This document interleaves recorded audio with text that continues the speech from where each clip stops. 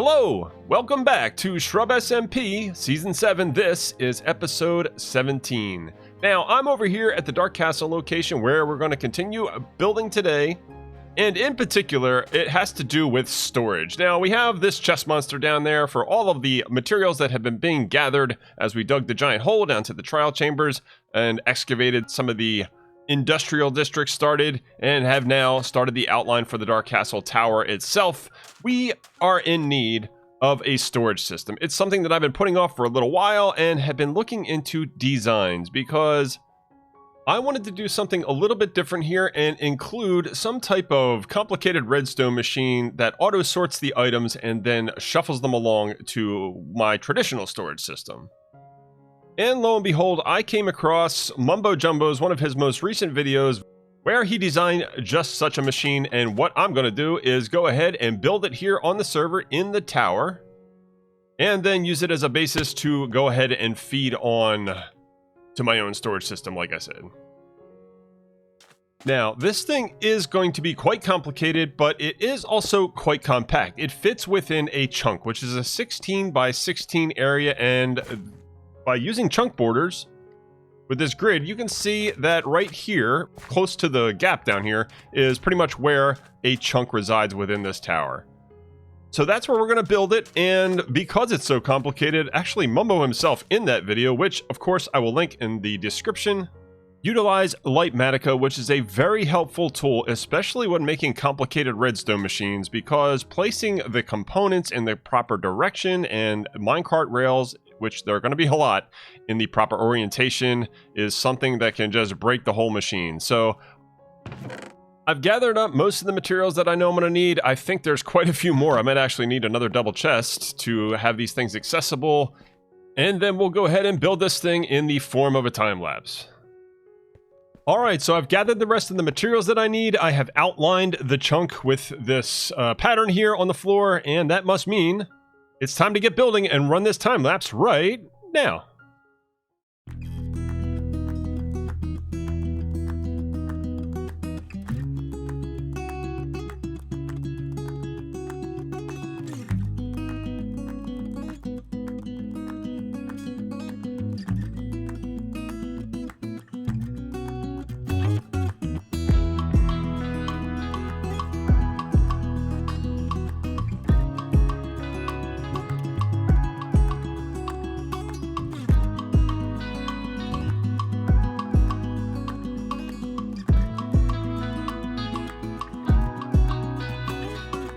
Alright, I am just about done this thing. Now, that was extremely nerve-wracking. I am not the best with redstone. I did quite make sure that everything fit exactly in the spot and the exact orientation it's supposed to be. But when you have this many hoppers, sometimes things can really scare you. So during that, I actually had to cut the time lapse into two because I knocked a rail off from right over there somewhere into an hopper, and I didn't really figure out exactly where it went. I looked around for it for quite some time. I was getting very paranoid about where it might have gone. I checked all these chests, I checked all the hoppers, and here's a little slow motion shot about what happened.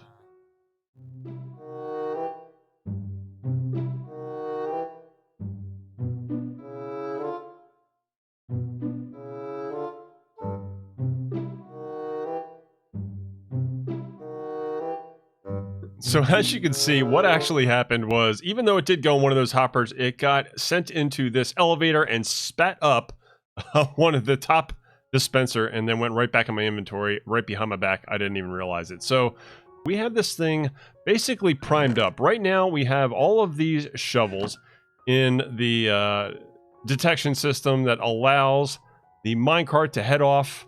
The minecart has the correct signal strength right now with this detection hopper.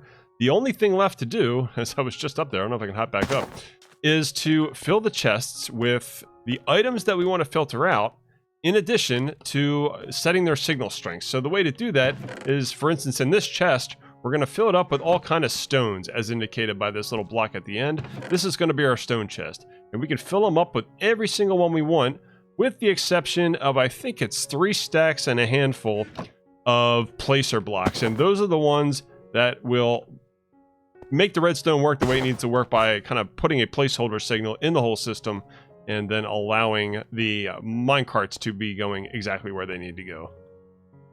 But, oh, the sun's going down. I think what we're going to do in the meantime is going to go out to the outside here.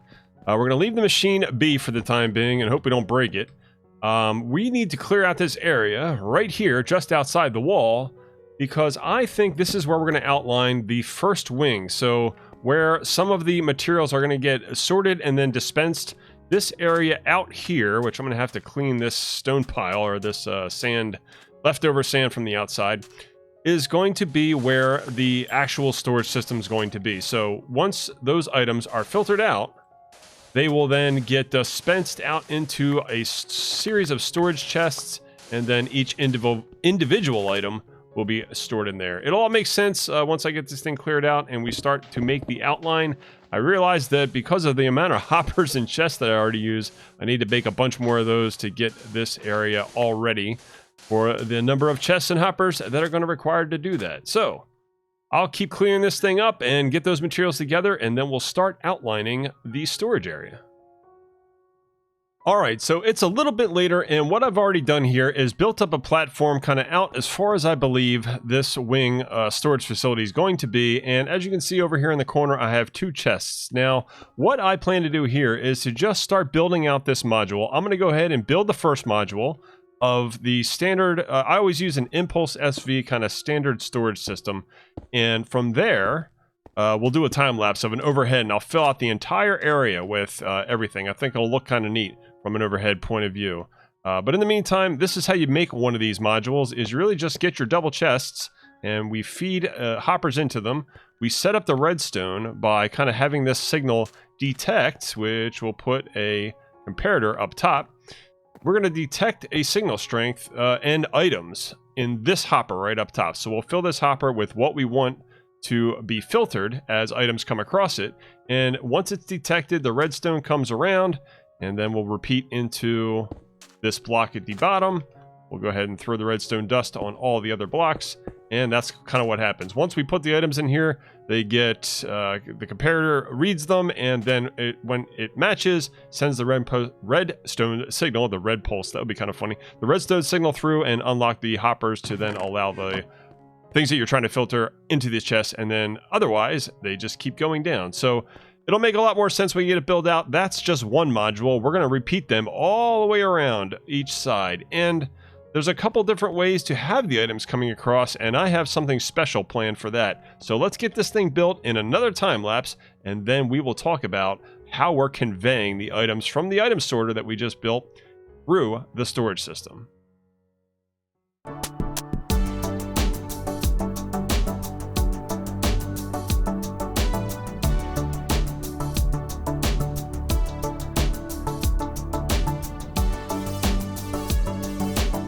Alright, so step 1 is definitely done.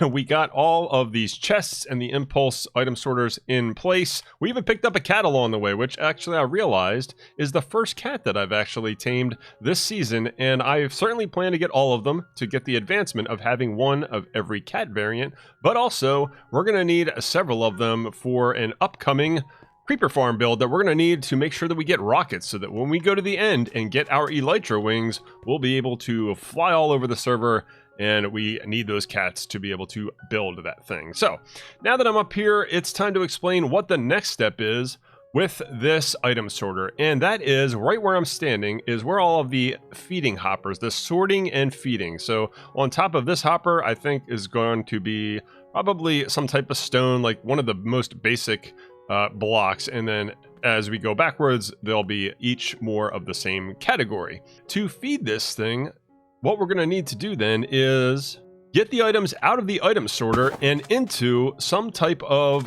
transportation mechanism. And what I plan to do is use water streams. Now, back here with the actual item sorter, right now the way it's designed is those items, as you put them into the chest at top, they get filtered down and they will appear down here in these chests, depending on the category. So you can fit upwards of a double chest worth of stone. Let's say, for instance, this first one is stone. All of the different kinds of stone will start to show up in this chest.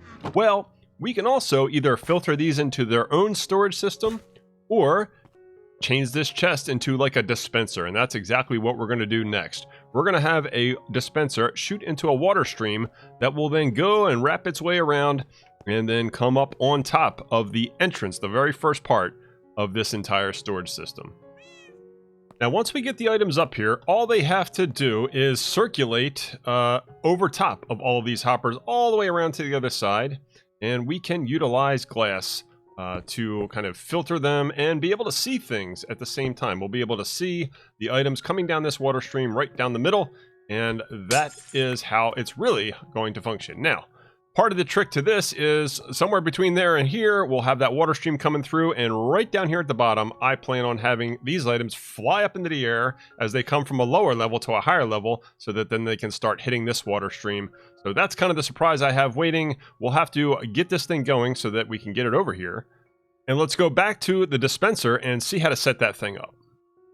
Alright, so now to demonstrate how this thing works, we're going to use this first module leading to this chest and kind of start to dig out. I realize now that we put this chunk border around and we don't need it anymore, we actually have to go down just a couple blocks to accommodate the water stream. Now, instead of going into this chest, like we said, we need the items to flow into a dropper. I think I said dispenser before, but it's definitely a dropper, and we will need an extra hopper to do that. So we'll take this away. We're going to go ahead and then put a hopper onto the end facing down, and to do that we just put a temporary block, stick that thing so it's facing down, and now we want this to go into the dropper, and we're still going to have to go down a couple levels to do that and have it facing up, which is the important part, so that it actually shoots down. So to do that, we just crouch, look up, and if I double check this and go down even more underground, there it is. So it is going to drop right out there, and that is where the items will start coming out. That means from here, we just have to direct where we want them to go. So we'll use my outline blocks here and at least get 2 of them in place, bang, bang, and the other hole. So it'll come out here. If there's water here, which we can go ahead and put some in right now, bang, there it goes. It's going to flow this way. Now, from there, it's a matter of how do I get the water from here over here and then into this part of the storage system. We're going to start actually on this side. We can have each one of those chests have different waterways going into different parts of the storage system, which will be coming in a little bit, but let's get this first one in place now. So to do that, we're going to just start digging a trench to make sure that we have it going in line. We're going to have to open up with these hoppers right here. So that means this guy right there. This is where we need this trench, so we'll dig it out and get things in place and get ready to make sure the waterway can get over there. Well, I have been setting up this first water stream, and I've come into a need for a block that I actually don't have back at the starter area or around here. I know where to find it, but it's ice. I need to get a whole bunch of ice because part of this water stream transportation system involves getting water only goes so far, and when water gets to the end, what a really easy way to have items continue to go into the next water stream, which just for demonstration purposes, say will be right there. You can separate it by a slab like I have here, so the items go underneath, or a sign sometimes does the same thing to block the water from running backwards. But you do need ice, otherwise, like the friction there, many times the items will just stop. And we're going to be actually utilizing that principle throughout the storage system, so we're going to need a pretty decent amount just to get us started. So that means we're going to have to go off on a quick little adventure near the end here just to go find that. I'm going to head off in the boat, see if I can find an ice spikes or a frozen area where we can just start chopping away with our pickaxe. And as any Minecrafter will tell you, it's one of the more fun things to mine, and you'll get the picture when we get there.